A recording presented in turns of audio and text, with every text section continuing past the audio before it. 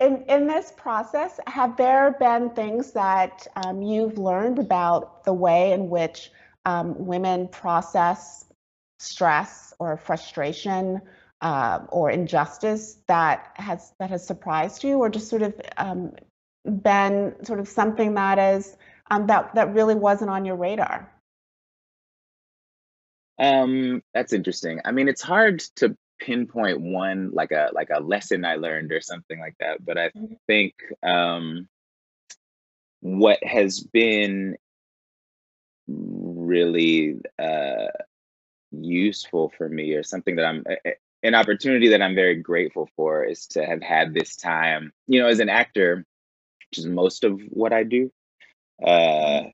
you get really deep into the headspace of one person, and that's your job, right? I'm only responsible for this one character, and for me that's always been male characters.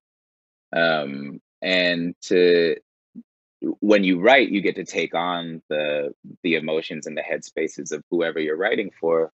um to get this sort of focused time to sit in the heads of women um was something that I think just made me sit in a little bit, things that I were already always things that I was always aware of, but didn't really ever have to sit in, the difference in the social acceptability of the expression of anger, right? For Mhm. example, um, if I were to flip out on set today, right? I'm no one's probably gonna come back to the press or to my people talking about like I'm difficult, or I'm a this, or I'm a whatever, right? But that's not necessarily true for the women of my show. If they were to express frustration about things, um, the response to that is very different, right? And so getting to sit in that, the kind of handcuffs that Yeah. uh the kind of like societal handcuffs that exist for women is it it's time that I'm grateful for, and that I think that is the thing that I noticed a lot in writing, is finding moments to break those are really important, and the spaces where women could talk to each other on the screen, where they didn't have to be